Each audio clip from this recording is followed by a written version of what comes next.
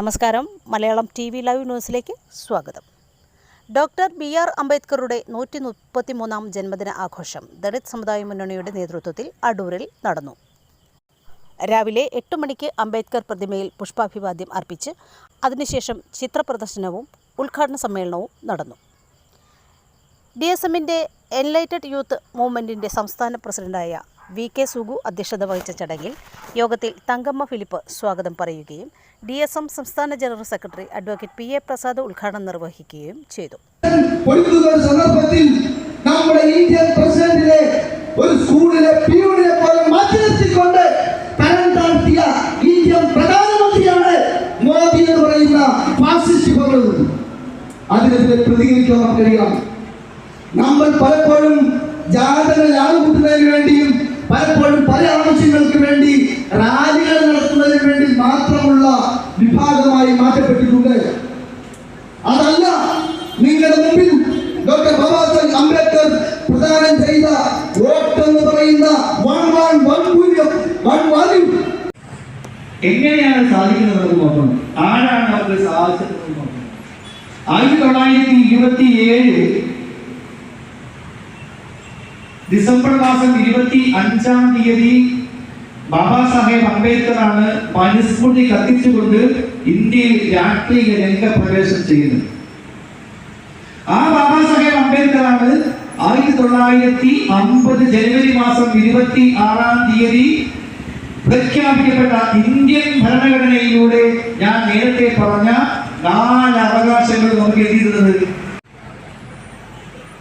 ബഹുമാനപ്പെട്ട അധ്യക്ഷൻ, യോഗം ഉദ്ഘാടനം ചെയ്ത നമ്മുടെ ജനറൽ സെക്രട്ടറി സാറ്, ബഹുമാനപ്പെട്ട ചെയർമാൻ, വേദിയിലും സദസ്സന്മായിരിക്കുന്ന എല്ലാ വിശിഷ്ട വ്യക്തികളെ എല്ലാവർക്കും ജയിക്കും. ഇന്നിവിടെ ഈ ഫെസ്റ്റിവൽ ഓഫ് ഫ്രട്ടേണിറ്റിയുമായി ബന്ധപ്പെട്ട് ഈ ഒരു യോഗത്തിലായിരിക്കുവാൻ നിങ്ങളെല്ലാവരും കടന്നു വന്നതിൽ വളരെ സന്തോഷമുണ്ട്. ഒരു ഇടക്കാല മലയാള സിനിമകളെ ഒന്ന് പരിശോധിച്ചാൽ നമുക്ക് മനസ്സിലാക്കാൻ സാധിക്കും.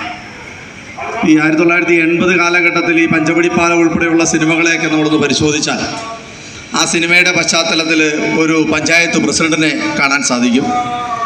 ആ പഞ്ചായത്ത് പ്രസിഡന്റ് തന്നെയാവും കരയോഗത്തിൻ്റെ പ്രസിഡന്റ്. തുടർന്ന് സെക്രട്ടേറിയറ്റ് അംഗമായ KM Krishnankutty, Vijayan Mannathala, Binu Puthampurackal, Velayudhan Pulickal, Suneesh Kumar, Ashok Kumar, PR Muraleedharan, Prashanth VM, EK Vijayakumar എന്നിവർ ആശംസകൾ അർപ്പിക്കുകയും ജയ S രാജ് നന്ദി പറയുകയും ചെയ്തു.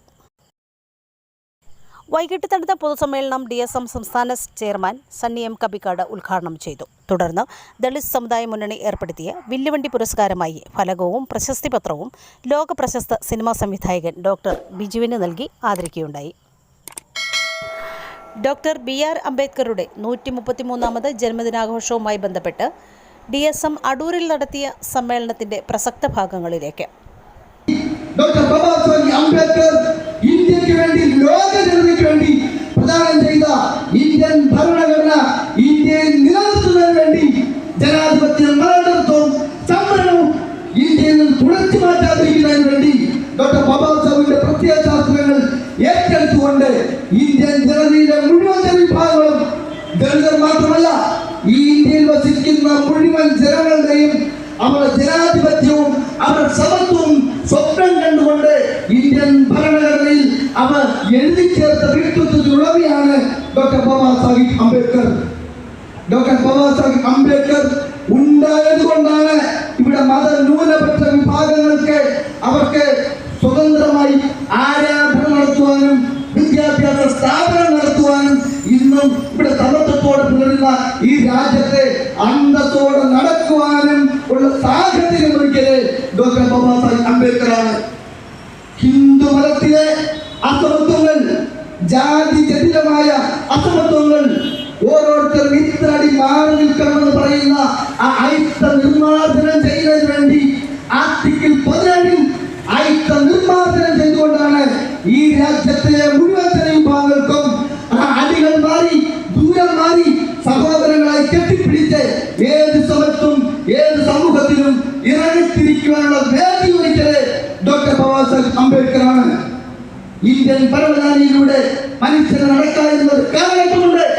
ആ കാലഘട്ടം മാറ്റി ഇന്ത്യയിലെ എല്ലാ ജനവിഭാഗങ്ങൾക്കും എല്ലാ വീട്ടുകളിലൂടെ നടക്കുന്നതിനും അവർക്ക് സ്വാതന്ത്ര്യം ഉണ്ടാക്കി കൊടുത്തത് ഇന്ത്യൻ ഭരണഘടനയുടെ ഡോക്ടർ ബാബാ സാഹിബ് അംബേദ്കറാണ്. എന്റെ ചുറ്റും നിൽക്കുന്ന വിവിധങ്ങളായ വഴിത്താരമുള്ള ബിസിനസ് സംരംഭങ്ങൾ ഇന്ത്യയിൽ ഏത് വിഭാഗത്തിൽപ്പെട്ടവർക്കും ഇന്ത്യയിൽ ഏത് സ്ഥലത്തും പോയി ബിസിനസ് സംരംഭം ഉണ്ടാക്കുവാൻ അധികാരപ്പെടുത്തത് ഡോക്ടർ ബാബാ സാഹിബ് അംബേദ്കർ ഇന്ത്യൻ ഭരണഘടനയിലൂടെയാണ്. എന്തിന് ലോകത്തെമ്പാടും സാമ്പത്തിക പ്രതിസന്ധിയുണ്ട്. ആ ബാങ്കുകളുടെ മുഴുവൻ ഇൻഫ്രാസ്ട്രക്ചറുകൾ തകർന്നപ്പോൾ ലോകത്തിന് മാതൃകയായി 1927 ഡിസംബർ മാസം 25-ാം തീയതി ബാബാ സാഹേബ് അംബേദ്കറാണ് മനുസ്മൃതി കത്തിച്ചുകൊണ്ട് ഇന്ത്യയിൽ രാഷ്ട്രീയ രംഗപ്രവേശം ചെയ്യുന്നത്. ആ ബാബാ സാഹേബ് അംബേദ്കറാണ് 1950 ജനുവരി മാസം 26-ാം തീയതി പ്രഖ്യാപിക്കപ്പെട്ട ഇന്ത്യൻ ഭരണഘടനയിലൂടെ ഞാൻ നേരത്തെ പറഞ്ഞ 4 അവകാശങ്ങൾ നമുക്ക് എഴുതിയിരുന്നത് തിരിച്ചു നേടി തരുന്നത്. മാത്രമല്ല മനുസ്മൃതിയിൽ അധിഷ്ഠിതമായിരുന്ന അസമത്വ ജഡിതമായിരുന്ന ഭരണഘടനയെ എന്തെങ്കിലും നിഷ്കാസനം ചെയ്തുകൊണ്ട് ഒരു സമത്വാധിഷ്ഠിത ഭരണഘടന അദ്ദേഹം എന്ത് ചെയ്യുന്നു, ഇന്ത്യക്ക് വിഭാവനം ചെയ്തിരുന്നു. അങ്ങനെ ആ സമത്വാധിഷ്ഠിത ഭരണഘടന നൽകിയത് കൊണ്ട് കൂടിയാണ് ഐക്യരാഷ്ട്രസഭ പോലും എന്ത് ചെയ്യുന്നത് ബാബാ സാഹേബിന്റെ ജന്മദിനം സമത്വ ദിനമായി പിന്നീട് ആഘോഷിക്കാൻ തുടങ്ങി. മനസ്സിലാക്കുന്ന കാര്യം, ഇന്ത്യൻ ഭരണഘടനയിലെ മൗലിക അവകാശങ്ങൾ ആർട്ടിക്കിൾ 14 മുതൽ 32 വരെയുള്ള വകുപ്പുകൾ, ആ വകുപ്പുകളിലൂടെയാണ് നമുക്ക് നേരത്തെ നഷ്ടപ്പെട്ടു പോയ അവകാശങ്ങൾ അദ്ദേഹം തിരിച്ചിരുന്നത്. വഴി നടക്കാനും തുണി കൊടുക്കാനും ഭക്ഷണം പഠിക്കാനും സ്കൂളിൽ പോകാനും സ്വത്ത് സമ്പാദിക്കാനും ഒക്കെയുള്ള അവകാശങ്ങൾ നമുക്ക് നേടുന്ന ആളാണ് ബാബാ സാഹേബ് ഡോക്ടർ ഭീംറാവ് റാംജി അംബേദ്കർ.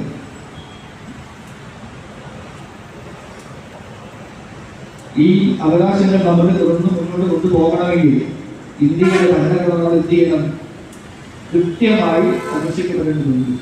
അപ്പൊ സ്വാഭാവികമായും ഇന്ത്യൻ ഭരണഘടന സംരക്ഷിക്കപ്പെടണമെങ്കിൽ ഇന്ത്യയുടെ പാർലമെന്റിൽ പുതിയ സംഭവങ്ങൾ നമ്മൾ കാണാൻ പോകുന്നു. അധികാരത്തിന്റെ പുതിയ ചെങ്കോലുകളും അല്ലെ, പുതിയ വിഗ്രഹങ്ങളും പുതിയ തരത്തിലുള്ള മാറ്റങ്ങളും ഒക്കെ ഇന്ത്യയിൽ നമ്മൾ കാണുന്നു. അതിന്റെ അർത്ഥം ഈ ഇന്ത്യൻ ഭരണഘടന അപ്പാടെ അട്ടിമറിച്ചുകൊണ്ട് ഇവിടെ ഒരു വീണ്ടും 185 നടപ്പിലാക്കിയിരുന്ന മനുസ്മൃതി അധിഷ്ഠിതമായ ഭരണഘടന പുനഃസ്ഥാപിക്കുവാനുള്ള പൂർണ്ണമായ ശ്രമം ഇവിടെ നടക്കുന്നുണ്ട്. അതുകൊണ്ട് തന്നെ നമ്മൾ അതിനെ ജാഗ്രതയോടുകൂടി കാണുകയും അതിന് എതിരെയുള്ള പ്രവർത്തനങ്ങൾ നമ്മൾ ഏർപ്പെടുകയും ചെയ്യണമെന്നാണ് ഈ അവസരത്തിൽ എനിക്ക് നിങ്ങളോട് എന്ത് ചെയ്യാൻ സന്ദേശമായി പറയാനുള്ളത്. ഒരു വാദം പറഞ്ഞ് അവസാനിപ്പിക്കുകയാണ്. ബാബാ സാഹിബ് പറഞ്ഞൊരു വാദനം, what makes one interest dominant over another is power. That being so, power is needed to destroy power.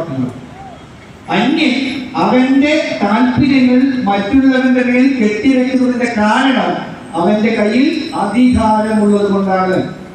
അതുകൊണ്ട് ആ അധികാരത്തെ തകർക്കാൻ അധികാരം കൊണ്ട് മാത്രമേ എന്ത് ചെയ്യുള്ളൂ, സാധിക്കുകയുള്ളൂ എന്ന് നമ്മളെ ഉദ്ബോധിപ്പിച്ച മഹാനായ ബാബാ സാഹേബ് അംബേദ്കറുടെ ഈ ജന്മദിനമാണ് നമ്മൾ ഇവിടെ ഇപ്പോ ആഘോഷിക്കുന്നത്. അപ്പൊ സ്വാഭാവികമായിട്ടും ഇനി വരാൻ പോകുന്ന വലിയൊരു ഇലക്ഷനത്തിൽ നമ്മൾ സ്വാഭാവികമായിട്ടും നിങ്ങൾ എല്ലാവരും ജാഗ്രതയോടുകൂടി നിങ്ങളുടെ വിലപ്പെട്ട നമുക്ക് വോട്ടവകാശം ബാബാ സാഹേബ് അംബേദ്കറാണ് 1932.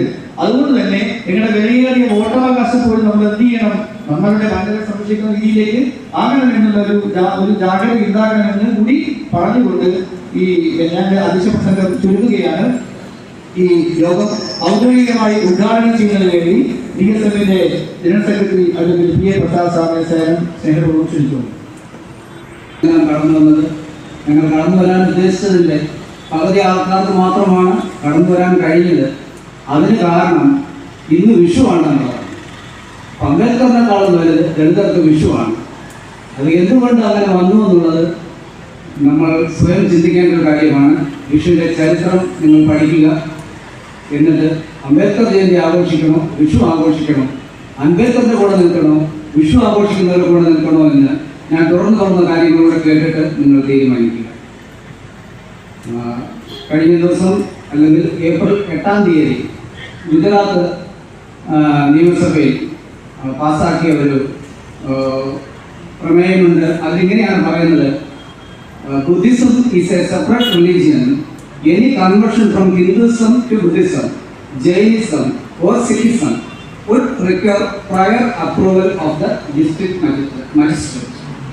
ഗുജറാത്ത് സർക്കാർ ഇറക്കിയ ഒരു സർക്കുലറാണ്. ഇതിൻ്റെ അപകടം എന്താണെന്ന് നമ്മൾ തിരിച്ചറിയേണ്ടതുണ്ട്. കാരണം ഇതുവരെയും ബുദ്ധിസം, ജൈനിസം, സിഖ് ഒക്കെയും ഭരണഘടനയുടെ 25(2) പ്രകാരം ഹിന്ദു മതത്തിൽ ഉൾപ്പെട്ടതായിട്ടാണ് കണക്കാക്കിയിരിക്കുന്നത്. അത് അങ്ങനെ തന്നെയാണ് അത് പറഞ്ഞിരിക്കുന്നത്. അതിൽ പ്രത്യേകിച്ച് ഇങ്ങനെ തന്നെ പറയുന്നുണ്ട്, explanation in